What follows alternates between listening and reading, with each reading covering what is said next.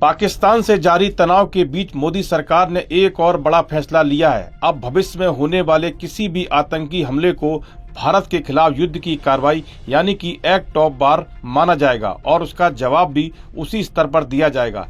ऐसे में यह सवाल उठता है कि आखिर ये एक्ट ऑफ वार क्या होता है। अंतर्राष्ट्रीय कानून में एक्ट ऑफ वार का मतलब है किसी देश द्वारा दूसरे देश के खिलाफ की गई ऐसी कार्रवाई जो सशस्त्र बल या आक्रामकता के उपयोग में रूप में मानी जाती है और जो आमतौर पर सशस्त्र संघर्ष या युद्ध की शुरुआत का संकेत देती है। जब कोई देश किसी अन्य देश की कार्रवाई को एक्ट ऑफ वार कहता है तो वह संकेत देता है कि वह उन कार्रवाइयों को इतना शत्रुतापूर्ण मानता है कि वह अंतर्राष्ट्रीय कानून के तहत आत्मरक्षा या युद्ध जैसी प्रतिक्रिया को उचित समझता है। संयुक्त राष्ट्र चार्टर के अनुसार सदस्य देशों को किसी अन्य देश की क्षेत्रीय अखंडता या राजनीतिक स्वतंत्रता के खिलाफ बल का प्रयोग कर सकता है। भारत ने आतंकवाद के खिलाफ अपनी नीति को और सख्त करते हुए एक और बड़ा फैसला लिया है। सरकार के शीर्ष सूत्रों के हवाले से खबर है कि भविष्य में किसी भी आतंकी कार्रवाई को भारत के खिलाफ अब युद्ध माना जाएगा और उसका जवाब भी उसी ताकत और तेजी से दिया जाएगा।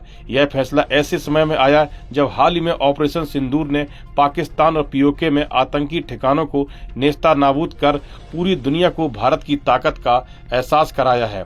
ऑपरेशन सिंदूर और पाकिस्तान की नापाक हरकतों के बीच भारत सरकार का यह फैसला आतंकवाद के खिलाफ जीरो टॉलरेंस की नीति को और मजबूत करता है। सरकार के सूत्रों ने कहा कि आतंकवाद अब सिर्फ एक अपराध नहीं बल्कि भारत के खिलाफ युद्ध है। इसका जवाब भी किसी जरूरी सैन्य कार्रवाई से दिया जाएगा।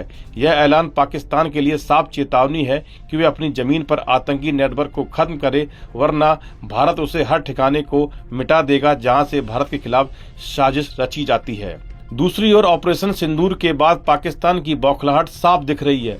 उसने एलओसी पर सीज फायर तोड़ते हुए पुंछ और राजौरी में गोलीबारी शुरू की। इतना ही नहीं, पाकिस्तानी सेना ने भारत के कई शहरों को निशाना बनाने के लिए ड्रोन और मिसाइल हमले किए, लेकिन भारत के एयर डिफेंस सिस्टम ने इन हमलों को हवा में ही नाकाम कर दिया।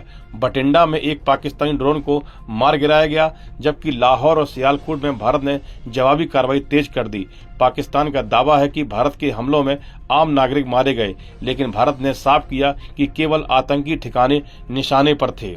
ऑपरेशन सिंदूर को संयुक्त राष्ट्र सहित कई देशों का समर्थन मिला है। अमेरिकी विदेश मंत्री मार्को रूबियो ने भारत पाकिस्तान के बीच शांति की अपील की, लेकिन भारत के रुख को जायज ठहराया। संयुक्त राष्ट्र सुरक्षा परिषद ने भी पहलगाम हमले की निंदा की थी और आतंकियों को सजा देने की बात कही थी।